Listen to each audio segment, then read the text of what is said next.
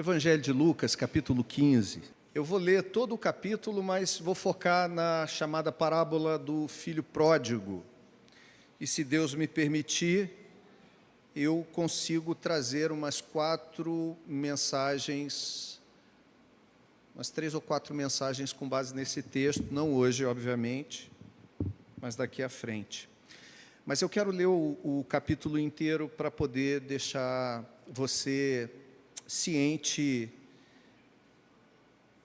de todo esse contexto. Verso 1 diz assim: aproximavam-se de Jesus todos os publicanos e pecadores para o ouvir. E murmuravam os fariseus e os escribas, dizendo: este recebe pecadores e come com eles.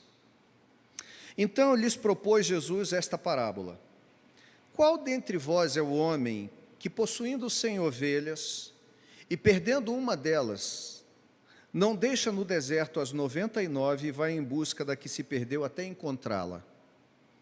Achando-a, põe-na sobre os ombros, cheio de júbilo, e indo para casa, reúne os amigos e vizinhos, dizendo-lhes: alegrai-vos comigo, porque já achei a minha ovelha perdida. Digo-vos que assim haverá maior júbilo no céu por um pecador que se arrepende, do que por 99 justos que não necessitam de arrependimento. Ou qual é a mulher que, tendo 10 dracmas, se perder uma, não acende a candeia, varre a casa e a procura diligentemente até encontrá-la?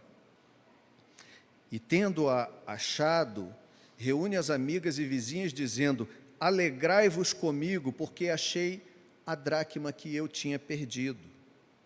Eu vos afirmo que, de igual modo, há júbilo diante dos anjos de Deus por um pecador que se arrepende.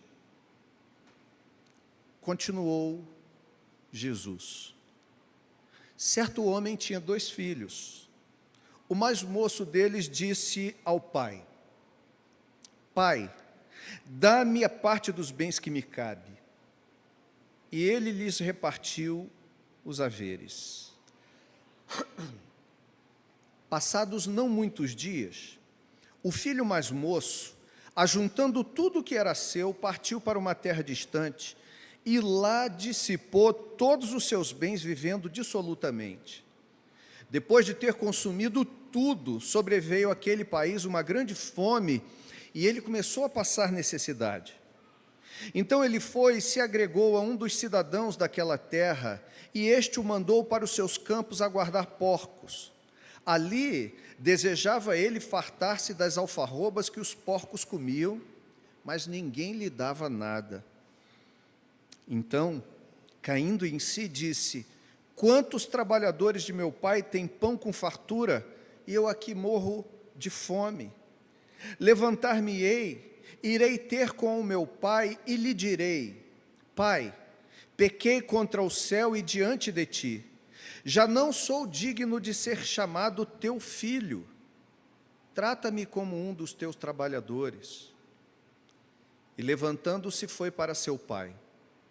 Vinha ele ainda longe quando seu pai o avistou e, compadecido dele, correndo, o abraçou e beijou. E o filho lhe disse: pai, pequei contra o céu e diante de ti. Já não sou digno de ser chamado teu filho. O pai, porém, disse aos seus servos: trazei depressa a melhor roupa, vesti-o, ponde-lhe um anel no dedo e sandálias nos pés. Trazei também e matai o novilho cevado. Comamos e regozijemo-nos, porque este meu filho estava morto e reviveu, estava perdido e foi achado. E começaram a regozijar-se. Ora, o filho mais velho estivera no campo, e quando voltava, ao aproximar-se da casa, ouviu a música e as danças. Chamou um dos criados e perguntou-lhe que era aquilo. E ele informou: veio teu irmão, e teu pai mandou matar o novilho cevado, porque o recuperou com saúde. Ele se indignou e não queria entrar. Saindo, porém, o pai procurava conciliá-lo, mas ele respondeu a seu pai: há tantos anos que te sirvo sem jamais transgredir uma ordem tua, e nunca me deste um cabrito sequer para alegrar-me com os meus amigos. Vindo, porém, esse teu filho que desperdiçou os teus bens com meretrizes, tu mandaste matar para ele um novilho cevado. Então lhe respondeu o pai: meu filho, tu sempre estás comigo. Tudo o que é meu é teu. Entretanto, era preciso que nos regozijássemos e nos alegrássemos, porque esse teu irmão estava morto e reviveu. Estava perdido e foi achado. Vamos orar? Pai, louvamos o teu nome, bendizemos ao Senhor por tudo que o Senhor tem feito, mais uma vez, e pedimos que nessa hora, tu também possa glorificar o teu nome por meio da tua palavra, nos dando entendimento e nos fazendo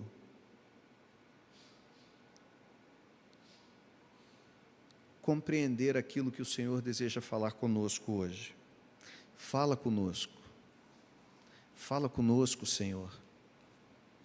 Precisamos ouvir a tua voz, nós viemos aqui para isso. Tem misericórdia de nós e nos dá o entendimento da tua vontade. Em nome de Jesus. Amém. Você já deve ter ouvido essa mensagem aí, talvez várias vezes ao longo da sua vida cristã. Talvez junto de João 3,16 e Lucas capítulo 10, que é a parábola do samaritano, verso 25 em diante, talvez sejam os 3 textos mais conhecidos da Bíblia e mais citados. João 3,16 é o texto em que, conversando com Nicodemos, Jesus diz que Deus amou o mundo de tal maneira, você lembra? Que deu seu Filho unigênito, para que todo aquele que nele crê não pereça, mas tenha vida eterna. Lucas 10, 25, a parábola do samaritano, que nós chamamos de bom samaritano, porque já é tão difícil alguém fazer uma atitude boa, que nós reputamos por bom aquele que fez o que devia ter sido feito. E agora a parábola do que nós chamamos de filho pródigo, e que eu quero compartilhar com você nessa manhã, mas fazendo você entender que essa parábola não fala do filho, mas fala do pai. E como você já ouviu essa mensagem, ou mensagem sobre esse texto, mais de uma vez, eu queria lembrar você que há uma propriedade maravilhosa em Deus, que é o fato de sempre nos trazer à consciência novas aplicações e clareza na sua vontade, mesmo quando a gente ouve a mesma mensagem, ou já ouviu essa mensagem outras vezes, em outros lugares. Parece a história daquele irmão que, certa feita, foi para uma igreja. Ele estava afastado há muitos anos do Evangelho, e ele entrou numa igreja para participar de um culto. Só que quando ele chegou lá, tinha uma ordem de culto naquela igreja. Algumas igrejas tradicionais antigas tinham a ordem de culto, e na ordem de culto estava lá já dizendo qual seria a mensagem do dia. E quando ele viu na porta da igreja que a ordem de culto, a mensagem seria sobre a parábola do filho pródigo, ele disse que não ia entrar naquela igreja porque não ia ouvir sermão de carapuça. E ele foi a uma outra, e chegou lá, havia novamente ordem de culto. E o texto que ia ser pregado era Lucas 15, a parábola do filho pródigo. ele desistiu de entrar naquela igreja. Resolveu ir em uma terceira, que não tinha ordem de culto. Só que na hora que o pastor mandou abrir a Bíblia, era Lucas 15, e ele pregou sobre a parábola do filho pródigo. E ele desistiu de sair da igreja, que ele entendeu então ali que era Deus que queria falar com ele verdadeiramente. O contexto dessa parábola se dá, eu fiz questão de ler integralmente, porque dificilmente a gente consegue entender corretamente esse texto sem entender que essas 3 parábolas que Jesus conta, todas elas têm a mesma finalidade. Jesus conta uma primeira parábola que fala de um pastor que perde uma dentre 100 ovelhas. E ele vai atrás e, encontrando-a, recuperando, põe-na sobre seus ombros, volta para casa. Há uma alegria em encontrar a ovelha perdida e há uma alegria da comunidade em se alegrar com aquele pastor que encontrou a sua ovelha perdida. Alguns comentaristas dizem que isso diz respeito ao fato de que a vida era muito comunitária, a vida camponesa era muito comunitária. Isso quer dizer que a perda de um animal de alguém refletia na comunidade como um todo. A alegria daquele homem ao encontrar a sua ovelha é a alegria, portanto, de todos os seus vizinhos. Por isso ele convida os vizinhos que se alegram com ele quando encontra, quando chega com a sua ovelha perdida. Da mesma forma, a mulher que perde a sua dracma, a sua moeda, visto que o dinheiro era uma coisa escassa, e a vida comunitária fazia com que o dinheiro de um fosse importante para toda aquela comunidade local. E quando ela encontra, então, depois de varrer bastante, procurar bastante, essa dracma perdida, né, essa moeda perdida, ela chama também suas amigas e vizinhas para se alegrar com ela, e todos se alegram porque se encontrou o que estava perdido. Não é diferente na parábola que nós chamamos de filho pródigo, porque o pai também se alegra quando o filho perdido volta para casa. Contudo, o seu irmão mais velho, ele não se alegra, porque o irmão mais velho tipifica exatamente aqueles fariseus que estavam no início do texto, como nós lemos.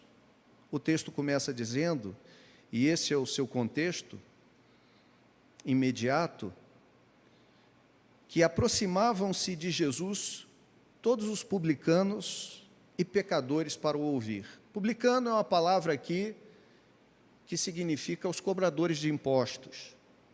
Via de regra, essa era uma gente mal vista no meio dos judeus, porque muitas vezes os romanos cooptavam cidadãos judeus e os tornavam coletores de impostos.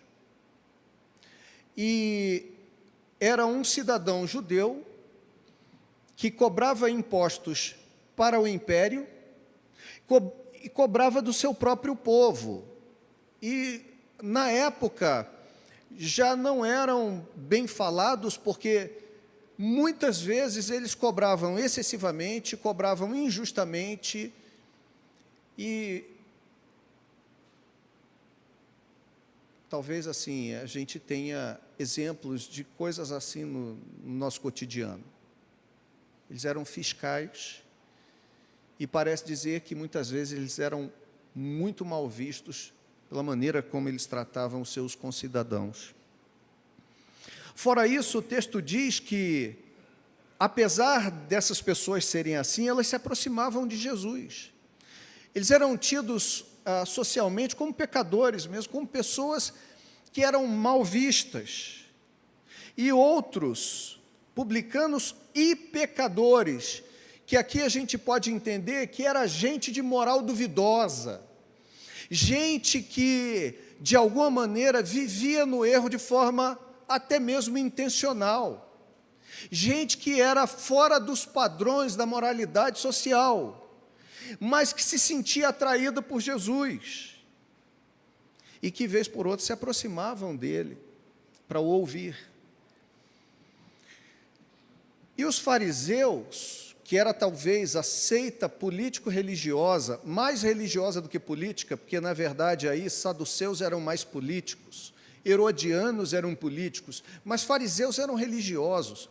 Os fariseus surgiram no período entre o Antigo e o Novo Testamento, onde surgiu uma classe de pessoas tão fervorosas, eram os puritanos da sua época, chamados Hassidim, eram aqueles que eram radicais com relação à sua fé, mas depois de 200, 300 anos dominando o cenário religioso, eles se tornaram duros, eles se tornaram insensíveis, eles perderam a sensibilidade e o amor, eles ficaram presos à letra pela letra, eles ficaram presos à cerimônia, eles ficaram presos a dogmas e princípios inflexíveis. Foram positivos no início, mas agora, já na época de Jesus, se tornaram aqueles que andavam atrás de Jesus, aonde ele ia, e murmuravam, falavam mal do próprio Senhor, entre eles mesmos muitas vezes, dizendo: este recebe pecadores e come com eles. A acusação que, vez por outra, esses religiosos faziam contra Jesus era: se ele soubesse, se ele fosse mesmo filho de Deus, como ele diz ser, ele não sentaria com gente desse tipo. Afinal de contas, gente, já naquela época, na verdade, vem desde antes dessa época, o fato de que você sentar à mesa com alguém para comer é sinônimo de que você tem afinidade com essa pessoa, com alguém. No passado, quando uma aliança muitas vezes estava para ser celebrada, e era uma aliança pacífica, o que havia era uma refeição que era posta à mesa. E as pessoas, as partes envolvidas, às vezes reis, sentavam e faziam uma refeição juntinhos. Não é à toa que hoje em dia a gente tem o almoço de negócio, o jantar de negócio. Dizem que os negócios são fechados ao redor da mesa. Com comida é sempre mais fácil, é melhor, até porque há uma verdade nisso, no sentido de que nós dificilmente sentamos para nos alimentar com alguém que não tenhamos paz, que não tenhamos comunhão. Sentar com uma pessoa de quem você não gosta para comer é pedir para fazer regime. Dá até para perder a fome às vezes, não dá?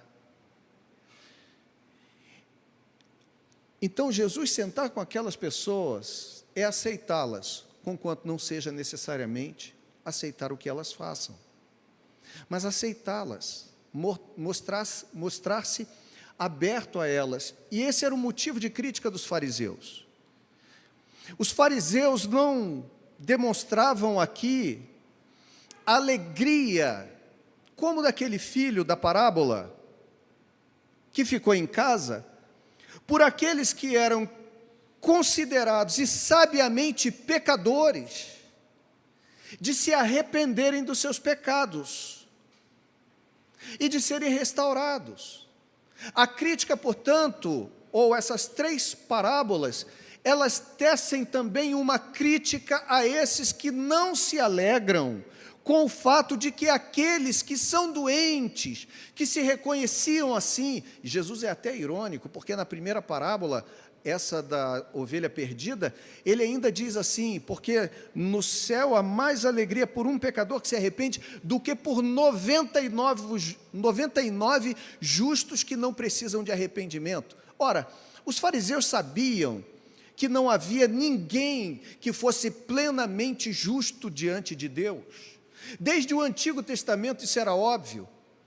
Jesus ironiza então quando diz que Deus se alegra por um pecador que se arrepende diante de 99 justos, porque Jesus os coloca como sendo esses que se dizem justos, que se acham justos, mas que no fundo eles sabiam que não eram. É nesse contexto então que se passa essas 3 parábolas. E a relação aqui é interessante, porque se você observar, na primeira delas, é 1 perdido para 100. A relação é de 100 para 1. Certo homem, um pastor, tinha 100 ovelhas e uma se perde. A relação seguinte é de 10 para 1. Uma mulher tinha 10 dracmas, perde uma. Mas na parábola do que nós chamamos de filho pródigo, a relação se torna mais intensa, é de 2 para 1. Um homem tem 2 filhos, um se perde. Eu prefiro entender, contudo, aqui, como certo comentarista, ou alguns teólogos, que dizem que essa não é a parábola do filho pródigo. Porque essa parábola não fala do filho. Nenhuma das 3 parábolas fala, na verdade, daquilo que foi perdido, mas daquele que encontra e da sua alegria. A primeira parábola começa dizendo: certo homem tinha 100 ovelhas. A parábola não é sobre a ovelha, é sobre o homem que tinha 100 ovelhas. A segunda diz: certa mulher tinha 10 dracmas. Não é sobre a moeda que se perde, mas a mulher que possuía a moeda. E a terceira parábola começa com: certo homem tinha 2 filhos. Não é sobre os filhos, mas essa parábola é sobre o pai. E também não fala de um filho perdido. E nesse sentido, eu acho que talvez essa fosse a parábola do pai misericordioso e dos seus 2 filhos perdidos. Um fora de casa, o outro dentro de casa. Mas eu quero hoje focar sobre a figura do pai. Embora lá quem está fazendo o IBV é o nosso Instituto Bíblico, é o nosso curso de teologia, já aprendeu que um texto possui uma única interpretação e várias aplicações, mas uma única interpretação. Eu queria focar hoje na figura do pai, e é onde a gente vai caminhar, aonde eu digo que esta não é a parábola do filho pródigo, mas do pai misericordioso. E por que essa é uma parábola que fala sobre um pai misericordioso? O texto, como eu disse, começa dizendo: certo homem tinha 2 filhos. Nessa parábola, o homem é Deus. O homem que tem os filhos que se perdem é Deus. E ele é misericordioso por pelo menos 3 ou 4 motivos que eu quero compartilhar com você, de dizer para você que Deus é um pai misericordioso. O primeiro motivo pelo qual nós podemos dizer que Deus é um pai misericordioso é porque Deus é um pai que respeita as nossas decisões. Olha o que o texto diz. Ele diz assim, a partir do verso de número 11: certo homem tinha 2 filhos. O mais moço deles disse ao pai: pai, dá-me a parte dos bens que me cabe. E ele lhes repartiu os haveres. Pensa comigo. Alguns estudiosos dizem que em nenhuma cultura, eu encontrei um, para não dizer que não há nenhum, mas os estudiosos dizem que em nenhuma cultura se aceita o fato de que alguém pode ter direito à sua parte da herança antes que aquele que vai deixar a herança morra. Há contudo, que diz que talvez isso fosse possível dentro da cultura judaica, o que me parece ser uma afirmação sem muito fundamento. Os irmãos aqui do direito sabem melhor do que eu que herança é algo que você recebe depois da morte de alguém. Não se recebe herança de pessoa viva. Isso quer dizer, então, que quando esse filho chega para o seu pai e pede a parte da herança que lhe cabia, em outras palavras, ele está desejando a morte do seu pai. Ou pelo menos ele não está sequer levando em consideração a sua vida. Ele está de olho naquilo que ele tem direito, e não importa se pedir isso vai parecer ao pai um ato de afronta de alguém que ama, porque o pai ama seu filho. E um filho que lhe pede a parte da herança antes mesmo da sua morte, pode muito bem ser entendido como alguém que está pedindo a morte do seu pai. Agora, por que Deus é um pai misericordioso? Porque na parábola, onde Ele é Deus, Ele dá. Aí você diz assim, mas a parábola é uma história que é criada para narrar e ilustrar um princípio. Ora, mas na prática também é assim. Deus permite que nós tomemos as atitudes que nós quisermos. Quantos de nós fez, pintou e bordou, fez tudo que queria na vida, e mais, até hoje. Quando a gente quer quebrar a cara, por mais que Deus saiba, muitas vezes, na maioria delas, quase sempre, Deus respeita as nossas decisões, não que concorde com elas. E o que é interessante, né, tem um negócio, porque nós pais já passamos pelo caminho que nossos filhos estão passando muitas vezes. Não é assim? Aí a gente diz assim, olha, esse caminho que você passou, eu já conheço há muito tempo. Meu pai dizia, falecido Zé Pires, você está indo buscar o caju e eu estou voltando com a castanha.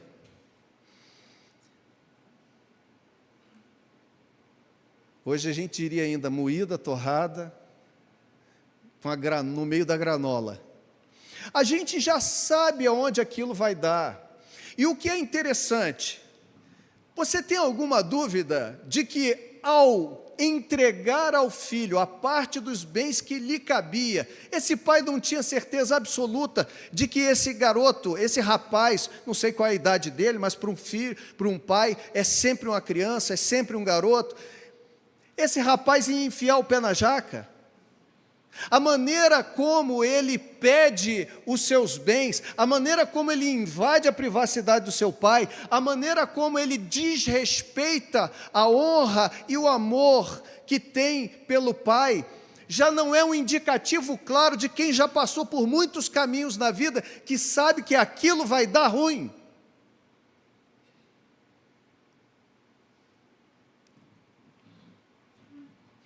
O pai tinha certeza de duas coisas, ele ia dar o dinheiro e aquele dinheiro não ia durar muito tempo.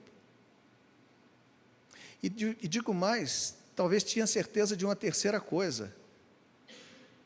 Não quero antecipar aqui nenhum ponto da mensagem, mas ele tinha certeza que lá na frente, depois de quebrar a cara, o garoto ia voltar para casa. É assim, minha gente. Deus é misericordioso porque respeita as nossas decisões. Agora, o que é mais interessante, as pessoas dizem o que para a gente? Muitas vezes chegam na igreja e dizem assim, olha, por que Deus deixou isso acontecer comigo? Por que Deus permitiu que isso acontecesse assim, assado, isso, aquilo? Ora, por quê? No momento as pessoas dizem assim, querem ter a liberdade absoluta, eu quero fazer o que eu quiser da minha vida. No momento seguinte, quer culpar Deus pelo que fez de errado, e Deus não impediu de fazer. Por que você não fez nada para impedir aquilo ali? Mas Deus é misericordioso porque Ele nos respeita. Ele podia impedir, Suzy. Ele podia impedir Maciel. Ele podia não deixar Jaerte. Mas ele permite a gente fazer. E quando a gente faz o que não deve, ele sabe que vai dar ruim. A gente não pode dizer, Deus, por que você permitiu isso acontecer comigo? Deus é um Pai misericordioso porque Ele respeita as nossas decisões. Há um texto em Eclesiastes, capítulo 11, final do capítulo, versos 9 e 10, que o texto diz assim, precisa não, Santiago, precisa botar não. Alegra-te, jovem, na tua juventude, e recreie-se o teu coração nos dias da tua mocidade. Anda pelos caminhos que satisfazem o teu coração e agradam aos teus olhos. Sabe, porém, Dudu, que de todas estas coisas Deus te pedirá contas. A questão é que Deus é misericordioso conosco, porque permite que nós tomemos as decisões que nós quisermos tomar. Portanto, não adianta tentar culpar Deus, não adianta tentar colocar as coisas na responsabilidade de Deus, porque a responsabilidade é nossa. Mas pela misericórdia de Deus, e pela misericórdia de Deus, você e eu podemos exercer certa liberdade que Ele nos dá, de fazermos escolhas, algumas boas, outras ruins. E o motivo pelo qual nós muitas vezes criticamos a Deus, porque Ele nos permitiu realizar, viver e experimentar algo que não era bom, é o mesmo motivo pelo qual nós sacudimos sobre nós a poeira de Deus, dizendo, deixa eu fazer o que eu quero da minha vida.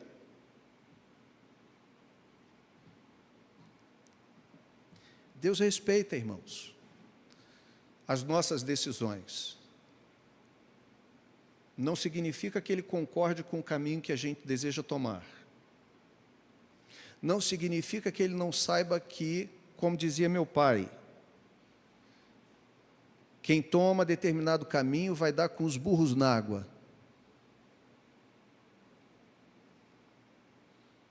Não significa que Ele não saiba que depois de um tempo, aquele que toma essa decisão volta quebrado, arrebentado.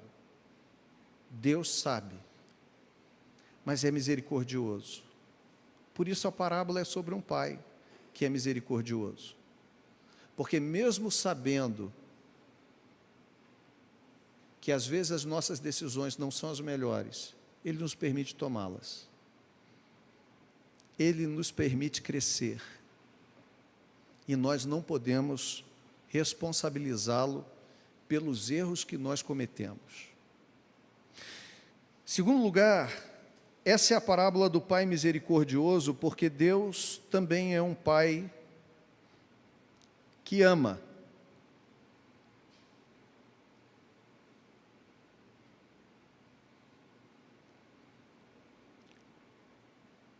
Isaltino Gomes, pastor batista, falecido, disse que Deus é um Pai que ama porque, na verdade, o filho foi um desastrado.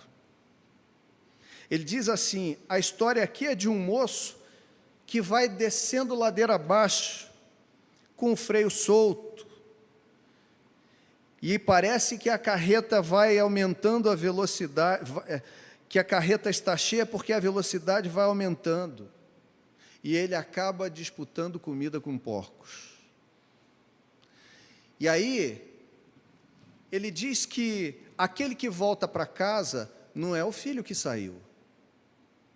O filho que saiu era um rapaz arrumado, era um rapaz cheiroso, era um rapaz bem alimentado, era um rapaz bonito, era um rapaz que tinha certo status. O filho que volta é um mendigo. Quem volta para casa É alguém que estava disputando comer a comida de porcos e as pessoas não lhe davam nada. Era alguém que já estava passando fome, que tinha perdido todos os seus haveres. A gente tem que parar com aquele romantismo, ou com o romantismo de olhar para essa parábola achando que quem volta é um garoto limpinho, bonito, apenas chorando, com os olhos cheios de lágrima. Quem volta é alguém com barba por fazer, com roupa rasgada, com cheiro ruim.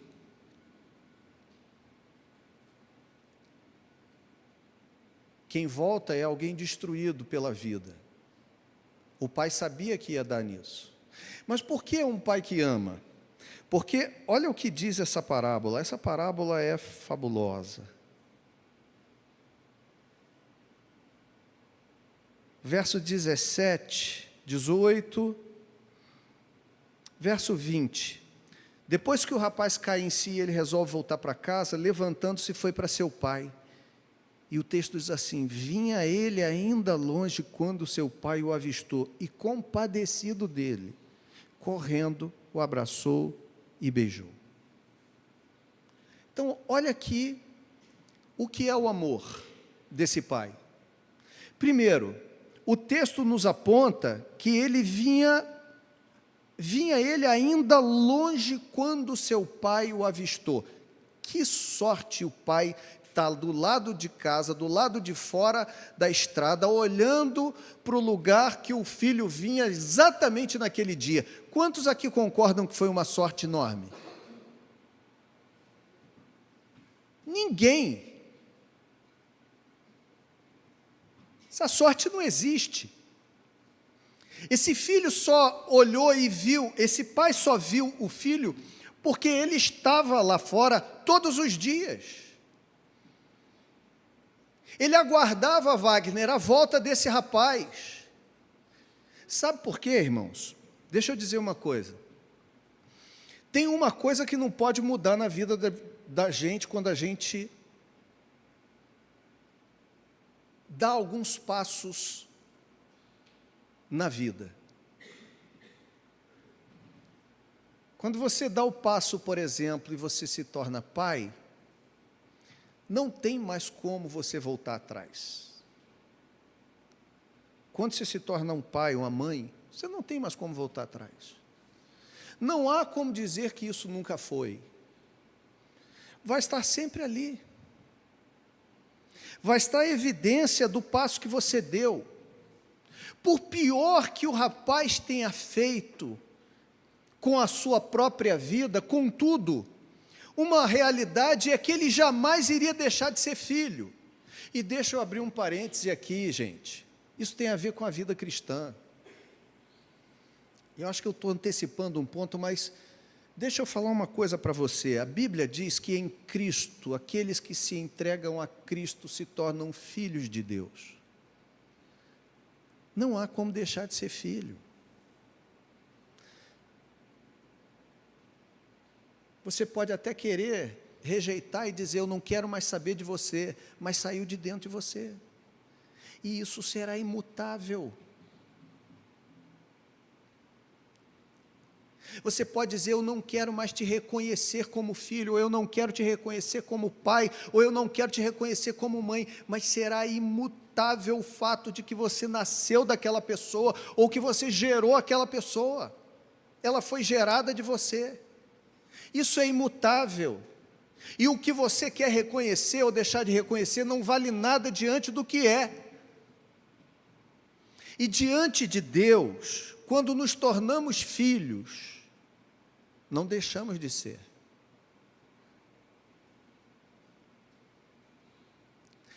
Por isso Deus é um pai que ama. Felipe, você ama Catarina? Muito, né? Sua filha. O que Catarina pode fazer, Felipe, contra você, de tal forma que você um dia diga, eu não quero mais saber de Catarina, Catarina não é mais minha filha? Não há nada que Catarina faça de tão bom, Felipe, que faça você amá-la mais do que você já a ama. E nada que ela faça de tão ruim, Felipe, que faça você deixar de amá-la na mesma intensidade que você a ama. De igual maneira a Fabiana que está do seu lado, de igual maneira a mim e a qualquer um de nós. Não interessa como veio, voltou um mendigo.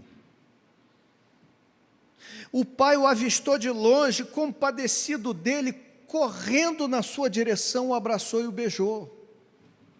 Olha que coisa maravilhosa. Deus é um pai que ama, e isso fica demonstrado de forma clara. Por quê? Porque Ele está ali aguardando o retorno do seu filho, e Ele toma a iniciativa de ir em direção ao seu filho, quando o avista. E lembra que o filho volta com discurso, e aí eu vou caminho para o meu terceiro tópico. Deus é o Pai misericordioso, porque é um Pai que perdoa e restaura. Qual é o discurso do garoto? Ele já tinha preparado tudo. Quando ele caiu em si, lá atrás, o que ele disse? Ele disse para si mesmo, ele reflete e diz assim: quantos trabalhadores, olha a generosidade do meu pai. Generosidade é uma palavra que está em voga aí, né? Olha a generosidade do meu pai. Quantos trabalhadores de meu pai têm fartura de pão na sua casa, e eu aqui pereço de fome. Então ele conta com essa generosidade, conquanto saiba que como filho não tem direito a mais nada. Então ele está contando com o quê? Eu vou voltar para casa, que na pior das hipóteses eu conheço meu pai, eu sei quais são as características dele, e sei que ele é uma pessoa generosa. Pode ser que ele não me aceite mais como filho, e ele tem toda a razão, porque de fato eu pequei contra o céu e perante ele, mas se ele me tratar como trata os seus trabalhadores, já vai ser muito mais do que qualquer lugar do lado de fora da sua casa. E aí o rapaz ensaia o seu discurso de retorno. Qual é o seu discurso? Vou voltar para casa e vou falar: pai, eu pequei contra o céu e perante ti, o que eu fiz foi errado, e eu sabia, diante de Deus e diante dos homens. Eu já não sou digno de ser chamado teu filho, não sou, nem estou pedindo que o Senhor me aceite como filho, faz de mim como um dos seus trabalhadores. Talvez na cabeça desse rapaz ainda tivesse a ideia do seguinte: se eu trabalhar, eu vou ter aqui casa, eu vou ter comida, vou ter abrigo. E ainda que eu não tenha salário, quem sabe eu possa ressarcir o meu pai com o meu trabalho. Ao invés de ele me pagar alguma coisa, eu vou ser um servo dele. E vou tentar minimizar, mitigar, vou tentar cobrir um pouquinho da despesa que eu deixei e o que eu fiz contra ele. Quem sabe eu não vou trabalhar aqui o resto da vida? E pelo menos vou viver aqui alimentado, cuidado, guardado, com a moradia, e vou pagar a minha despesa. Vou pagar o que defraudei do meu pai. Mas a surpresa dele é que, quando ele começa a falar, o pai não dá ouvidos a ele.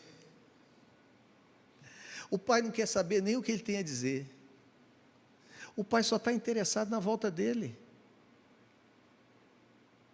É só isso, Fabrício. Não tem nada que esse rapaz vá dar. Pai, eu vou trabalhar para você. O pai não está querendo dinheiro. O pai não quer o trabalho dele. O pai não quer os bens de volta. A alegria do pai é na volta do filho. E o pai despreza o que o filho diz e diz assim para os seus servos: trazei depressa a melhor roupa. Olha, gente, não tinha banho tomado ainda. Lá em Itaboraí, Wagner está rindo, porque se eu me lembro da minha infância lá, eu vivi lá até os 18, 19 anos, da minha juventude foi lá, infância e juventude. Então é uma fase que marca a vida da pessoa. E, por coincidência, o mesmo lugar que Marcos Paulo também viveu, ele tem histórias horríveis da época que ele era criança e jovem naquela região. Eu não posso contar de outro lugar, né? Por exemplo, podia contar, não sei de onde. André, você cresceu aonde? São Gonçalo. Minha experiência com São Gonçalo foi só depois de grande. Se fosse mais cedo, podia falar da Engenhoca, tá? Que era da terra do meu sogro ali.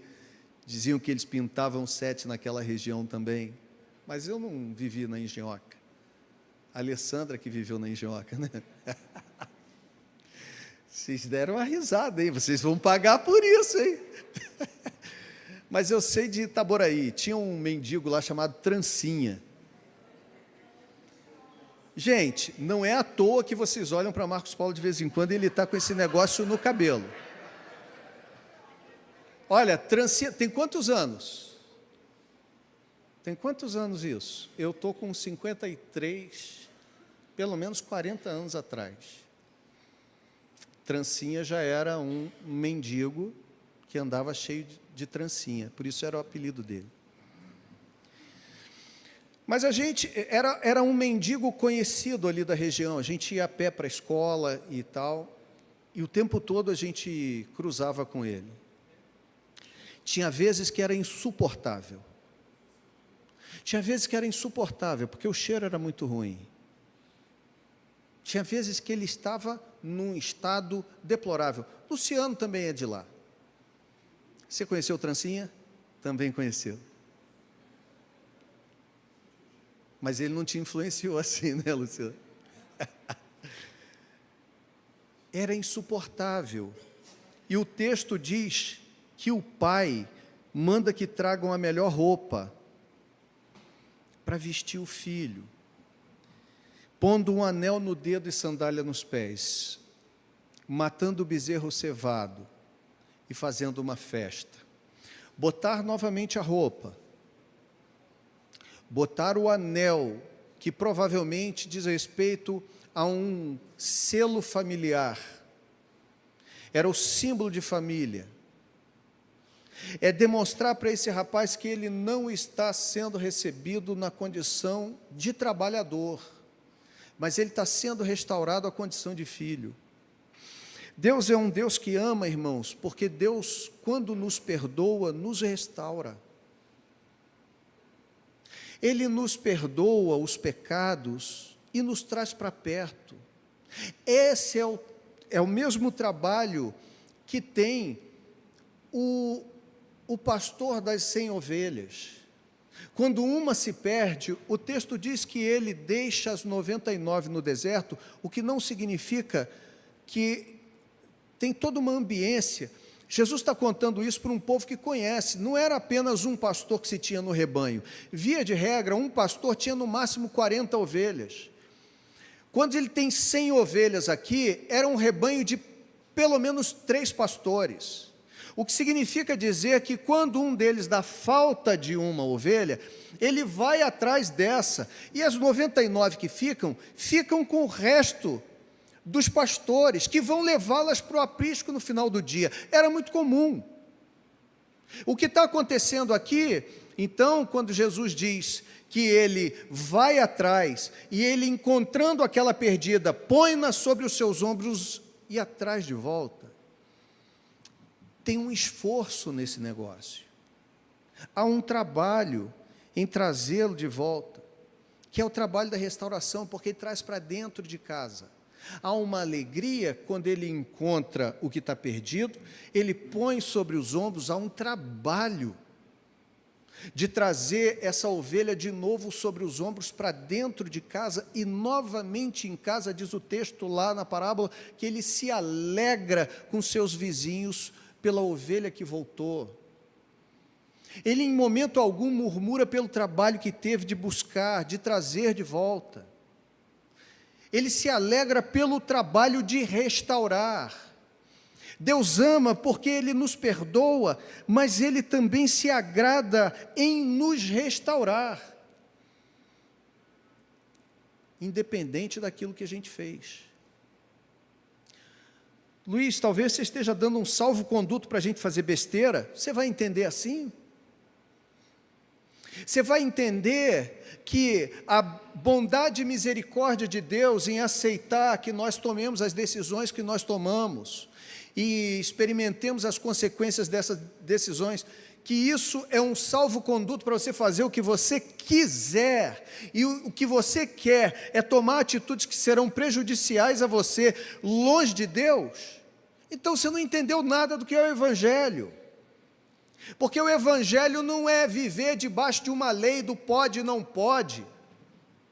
Evangelho é tornar-se filho e desejar não errar, pelo fato de que você será o maior prejudicado, mas saber que se você se arrepender verdadeiramente e voltar, Deus vai te perdoar. E se você entender que isso é um salvo-conduto para você sair, errar, se arrepender e voltar, digo para você, esse arrependimento não engana Deus. Pode enganar a gente, pode enganar os pastores, pode enganar os irmãos da igreja, mas não engana Deus. Então você não entendeu nada da vida cristã, porque a vida cristã é você entender que quando você erra, você pode voltar, que Deus te perdoa e te restaura na condição de filho. Mas o desejo dele era que você nem saísse de casa. O desejo dele era que você não quebrasse a sua cara.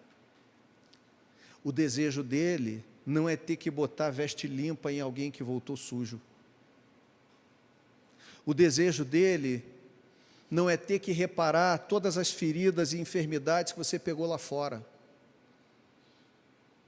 O desejo dele é evitar com que você experimente todo esse mal. E por fim, Deus é um pai que ama, porque Ele também é um pai que corrige de forma amorosa.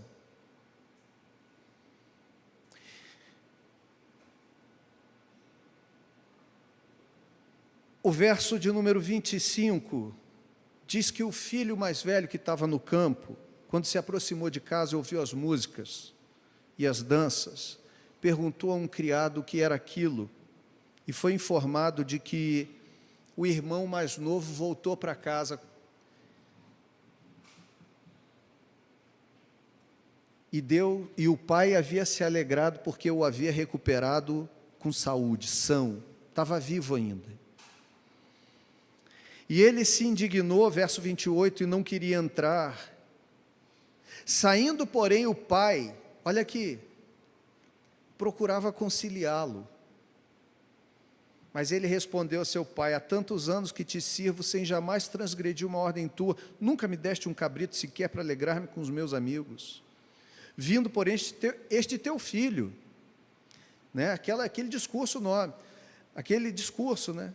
Vindo, porém, esse teu filho, que desperdiçou os teus bens com meretriz, tu mandaste matar para ele um novilho cevado.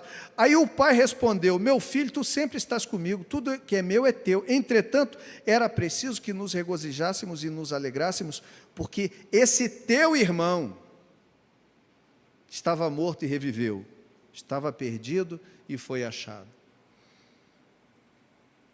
E aí ele repreende com brandura e disciplina com amor o filho que também ficou em casa, que também estava perdido, que é tema de uma outra mensagem, mas que também estava perdido. Por quê? Porque esse filho que saiu e se perdeu, na parábola simboliza os publicanos e os pecadores, aqueles que desgraçaram a sua vida vivendo longe da casa do Pai. E Deus, o Pai, os aceitava recebendo de volta. Agora, aqueles que tinham vivido uma vida afastada de Deus. Mas o fariseu, E olha que coisa interessante, Jesus o considera filho também, porque ele acreditava verdadeiramente que Deus era misericordioso, ele tinha os princípios de Deus do Antigo Testamento, da Torá.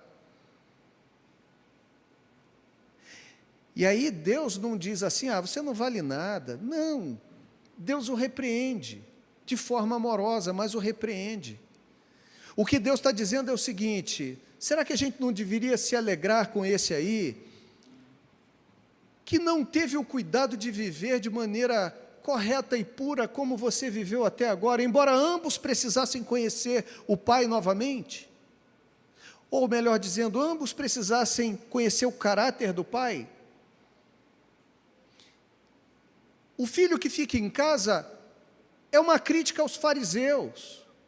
Não cabia a esse irmão que ficou em casa entender, ele diz assim, meu filho, tudo que eu tenho é teu, você nunca matou o bezerro cevado porque você não quis. Você sempre esteve em casa, podia ter feito o que você quisesse, você não sofreu como o outro, isso é um grande lucro. Deixa eu dizer aqui para você uma coisa, a gente precisa se regozijar na condição, se alegrar na condição que nós fomos encontrados por Cristo. Isso aqui tem uma beleza enorme, tem gente que não nasceu em família cristã, é semelhante àquele que viveu a vida aí e teve experiências que ninguém jamais é capaz, que ninguém que nasceu de uma família cristã dentro da igreja necessariamente tenha passado.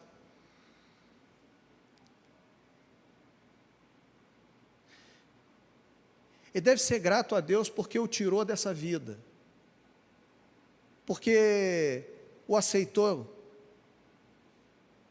Aqueles que nasceram dentro do Evangelho e graças a Deus, não se envolveram com coisas tão da pesada quanto nós, quanto alguns que viveram na parte mais pesada da vida, também precisam se alegrar e saber da condição que vieram, mas ambos precisam se lembrar que Deus tem sido gracioso com todos. Porque às vezes é mais difícil, inclusive, ter uma percepção clara da graça de Deus tendo nascido dentro do Evangelho. Porque quem veio de fora, irmãos, sabe muito bem marcar a sua vida lá do que era o antes e o que era o depois. Sabe muito bem de onde veio. Mas às vezes quem nasce no Evangelho tem uma dificuldade maior em entender. Jesus ensinou certa vez que muito ama quem muito foi perdoado.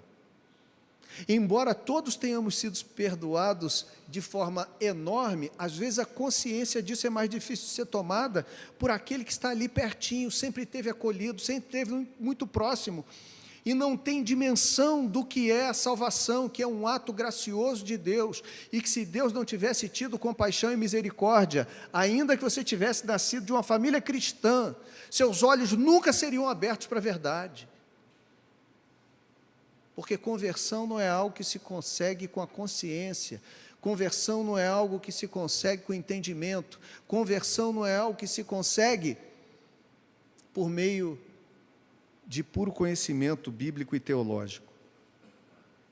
Conversão é fruto de fé e de uma fé que é Deus quem abre os olhos. Deus é um Pai misericordioso porque, apesar de tudo isso, Ele também corrige com amor. Corrige aqueles fariseus e corrige a mim e a você. Quando não nos alegramos com quem deveríamos nos alegrar. Quando ao invés de nos regozijarmos com o perdido que é encontrado, às vezes a gente critica.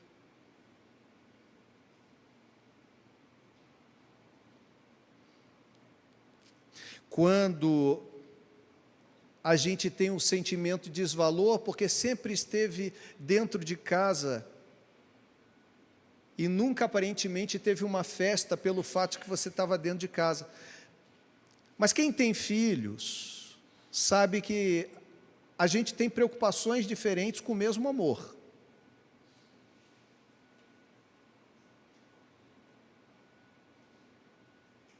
Com o mesmo amor você tem preocupações diferentes, porque cada filho tem uma característica, não é? Não vale. Você ama o mesmo, da mesma maneira, mas você sabe que esse aqui é mais ajustado, uma situação aqui é mais equilibrada, o outro ali precisa de um ajuste melhor, de um auxílio. Tem alguém que você auxilia às vezes mais ou menos? Não tem isso, Vitor?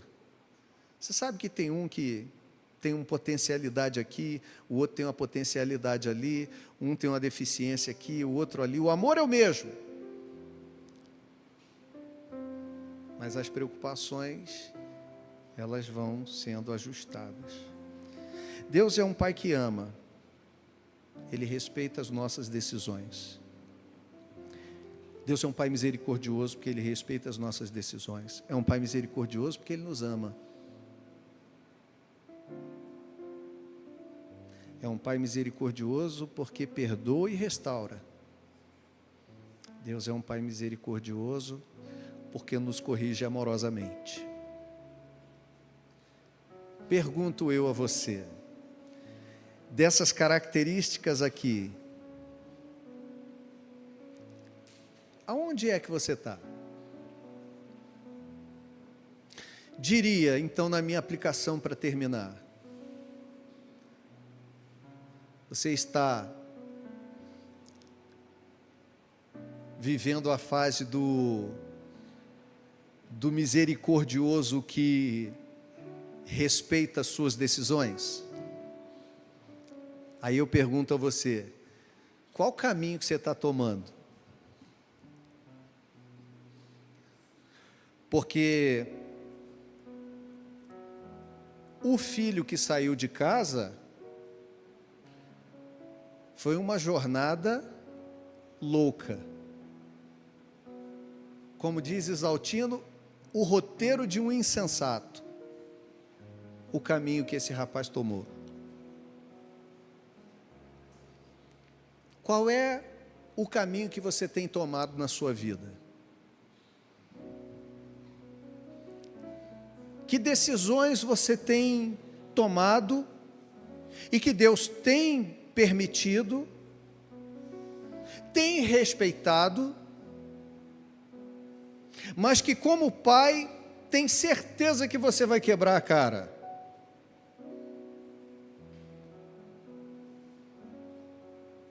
Meu conselho para você nessa manhã, à luz das Escrituras,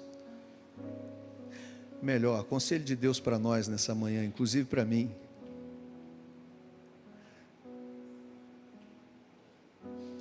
vamos rever as nossas decisões. Vamos pensar no caminho que a gente tem tomado. Segundo, Deus é um Pai misericordioso porque é um Pai que ama.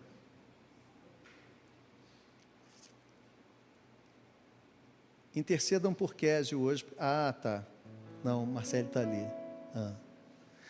Porque eu ia falar assim, intercedam para ele, para saber que música que ele vai tocar hoje. Porque você estava, era a terceira já que você mudou aí. Aí Marcelo foi te dar o spoiler, né?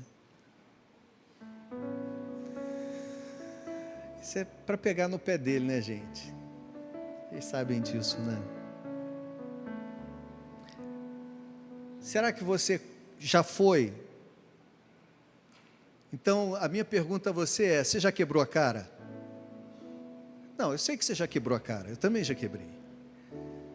Eu quero saber se hoje você está de cara quebrada. Você está de cara quebrada? Você está de cara quebrada? Então Deus é um Pai misericordioso porque Ele ama. Recebe você de volta.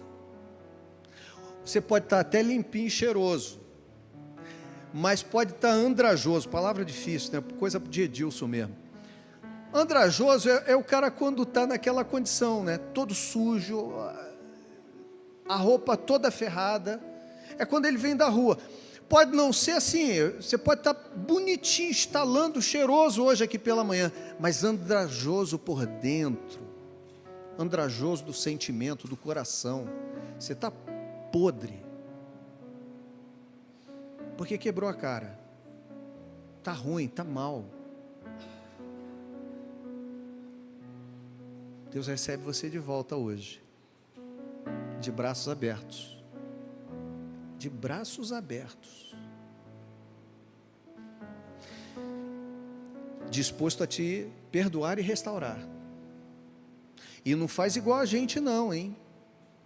Que a gente diz assim: olha, eu perdoo fulano, tá? Perdoo você, Felipe, pelo que você fez. Só que você aí, eu aqui.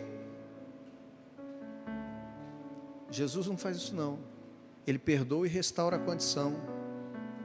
Restaura a gente novamente a mesma condição que a gente saiu. Você está ruim? Você está arrasado? Você está quebrado? Você está destruído? Você está machucado? Você está humilhado? Ele recebe você hoje de volta. Ele perdoa você e te recebe na condição de filho.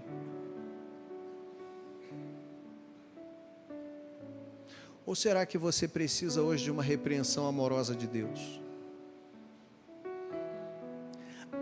A bronca da correção para a vida.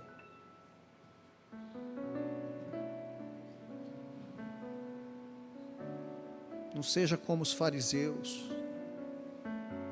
Não fale uma coisa e viva outra. Se alegre, porque Deus perdoa. Perdoa o infeliz que errou pra caramba na vida, e perdoa você, infeliz, que está aqui dentro também. É o que Jesus está dizendo para os fariseus. Tem perdão até para vocês. Isso é importante, hein? Tem perdão até para a gente dentro de casa, tá? Porque a gente às vezes está dentro de casa, bate no peito e diz assim: eu estou dentro de casa.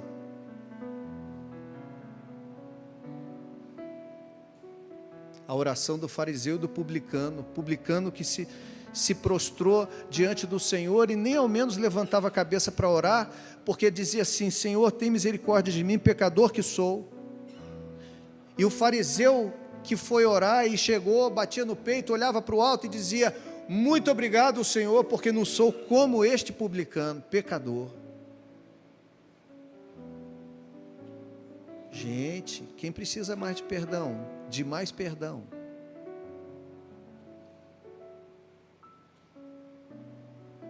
Quem é você na fila do pão? Vamos ficar de pé.